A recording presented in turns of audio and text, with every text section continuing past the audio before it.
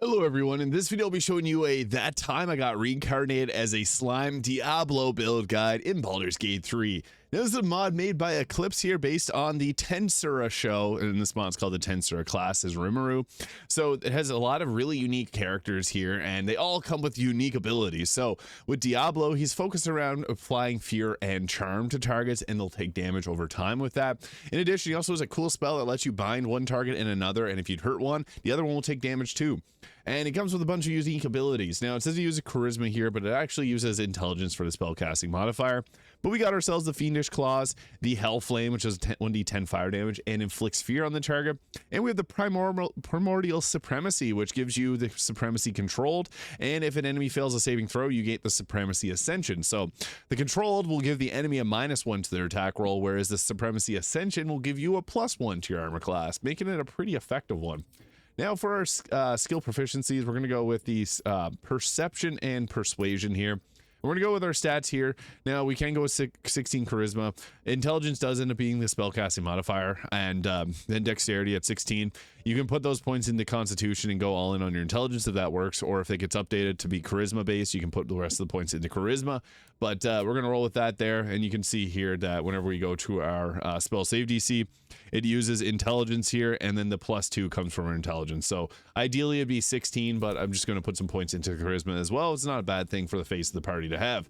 Now we'll go through the full build guide, as well as I'll cover gear and show off combat for this. So at level 2 we get the Mental Crush here, doing a 3d4 psychic damage. Destroy the mind of a mere mortal. This uses 15 Magicules, which is the resource for this class, and we can now get them back at short rest, or I guess at next level.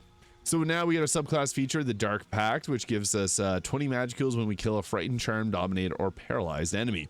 And we get the Charm Domination, which can charm an enemy. That uses 20 Magicules.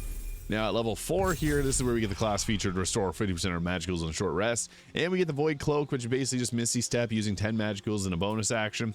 And we can go with ability score improvement. I would recommend taking up our dexterity for better survivability, as spellcasting is nice, but it's a little bit better to go dexterity for this. Now at level 5 we get the Abyssal Stare, which gives us a chance to paralyze our target. It's a wisdom save using 15 Magicules. Paralyze will also benefit us as well, so we want that. Now level 6, Malevolent Influence. Nearby enemies who fail a saving throw must make another save or become frightened. And we get the spells Temptation World. Afflicted enemies with Tempted, you can then detonate these with Reality Exchange, which does a 64 of force damage, and depending on the amount of stacks that there are on the target. So this can become very powerful, as you'll see in this video. And at level 7 we get the Nightmare Chains, which nearby frightened or feared enemies are pulled towards you and deals 44 of necrotic damage, doing 30 Magicules to cast that spell. And then at level 8 here we get ourselves the Infernal Shackles. It target 2 enemies and link their health. This becomes really cool, and I'll show that all off. We may as well just boost up our dexterity to 20 for better survivability, better initiative, and all things related to that. Now we get the Eternal Suffering here. All enemies that are frightened will take a 1d6 of psychic damage per turn. And we have the Abyssal Change, chain an enemy down using 15 Magicules. So we do got a lot of crowd control abilities here, and that's kind of the focus of this. At level 10 we get the Demonic Aura. Nearby enemies take 1d6 of psychic damage per turn, so you can continually stack up the psychic damage. Now this is going to be a level 20 build to show off the full benefits of this. So at level 10 or 11 we get the Seeping Shadows. Intimidate the weak, chance to frighten all nearby enemies in a 9-meter radius for 2 turns. And you know what happens when they're fearful? It does a lot of damage. At level 12 we get the Magic Sense. Detect invisible enemies within 12 meters. That's huge. And we have the Void Grip, doing an 8d4 of fire damage. A black sphere pulls enemies in a 3-meter radius and burns with dark flames.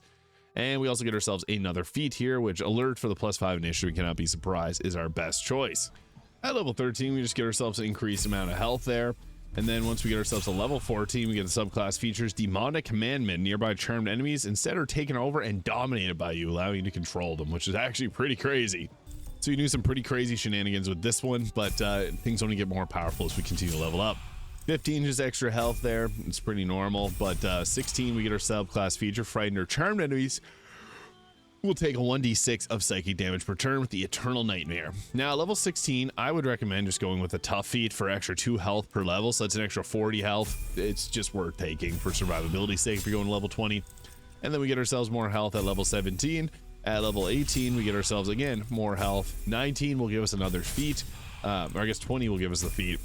Some classes it goes up to 19. And here we get the subclass feature, Ultimate Skill Azazel, the Lord of Temptation. So whenever you damage an enemy, inflict them with Frightened and Temptation. So yeah, that gets pretty crazy because then you continually will deal psychic damage to the targets afterwards. Now for our next feat, we could go with Intelligence to increase our overall spellcasting or charisma if you want to roll that way. We can also go with something like the Savage Attacker if you really want to focus on damaging, so we can use that to attack. We can also go with, if you want to have like Spell Sniper, you can take that and take Eldritch Blast. It's kind of funny, it works out decently well on this one. And if you got any feat mods, you can obviously go with those there. But I guess another good choice would be to go with something like the Dual Wielder if you want to use 2 weapons, so you can do an offhand attack with it. So that's also not a bad choice as well. So I guess we'll go with the Dual Wielder there to focus on more of our attacking. Now, what this ends up looking like in terms of our gear. For gear, we got ourselves Mask of Soul Perception, although we can also go with the, you can go early game with the Helmet of Arcane Acuity to stack up your spell save DC, or the Hood of the Weave to give yourself a bonus to your spell save DC as well. And I went with the Cloak of Protection for better armor class, although if you got the Deathstalker Mantle, that works well too, especially if, it's only if you're Dark Urge. Now, the Ballast armor is great late game armor. We do have medium armor proficiencies, so like any of those armor classes that, or any of the medium armors that have a high armor class can work well. So if we were to use ourselves like the Armor of Agility, that could give us 26 armor class, but I think the Ballast armor is a better bang for our buck, so we'll get better damage there. And then also go with the Helldust Gloves for better spell save DC, as well as fire damage on our attacks, and the Evasive Shoes for better armor class alongside the ring, and Killer Sweetheart for the free crit, although there's many other good rings in the game if you got any of them. Nothing really stands out as a needed one. The Crypt Lord ring can work well too. And I just went through Emulate Greater Health to give us the 265 health. Now for the main hand weapon, Sharp Spear of the Evening, Darkness just fits perfect with the theme of this build, so we can go with this here. And then we also got ourselves the Infernal Rapier, because if we have that in our offhand, we get ourselves a Cambion Summon, which I feel like actually fits with this build well, so we'll pop that in here. And then we got our Edge of Darkness to be able to hide out in. So we got a lot of cool abilities that we can go with. Now I'll show off what this ends up looking like in actual combat. So the main way we want to play is to apply the Temptation World on any targets, because this will make them all tempted, which we can then blow up with our attacks there. But we're also useful at attacking with all of our other attacks, like Hellflame will do 5d10 of damage. The Nightmare Chains will do an 8d6 of damage. So we actually got some very powerful attacks here. And we also got some crowd control. We got Mind Crush here, which will do a ton of damage. So we got the 230 Magicules here, which we can use against targets. And I'll just start things off with a Mental Crush against this target, even though it's 90% chance of hitting. It uses an attack roll too, so we were able to take out a target there just with one of our attacks. And then getting into the actual combat encounter here. So I guess the best choice would be to go with Temptation World into the Reality Exchange if possible. So we can go here with applying it on all these targets, and then we got ourselves a nice counter spell that happens. But luckily for us, the Reality Exchange is the bonus action, so we can do this again. So we'll drop it again. They're now all tempted here, except for the, I guess they are tempted too. And then we can use the Reality Exchange to just blow them all up. So going with that there, boom, does a lot of force damage. So that's a cool ability, and that pissed off a lot of guards, so it brought more of them against us, and that's fine. So we don't have any other actions here. Typically with this blade, we want to hide out in our darkness if at all possible. If I didn't get counterspelled, that would be the way I've done it. But yeah, you can see there, very powerful. So here was nice because with this target here, I actually ended up taking the psychic damage on their turn, and then they lost their turn. So with some of these abilities, you can continually deal damage over time and also deal damage if they get close to you. So that's another nice thing about this class, is you'll deal psychic damage to those that are surrounding you.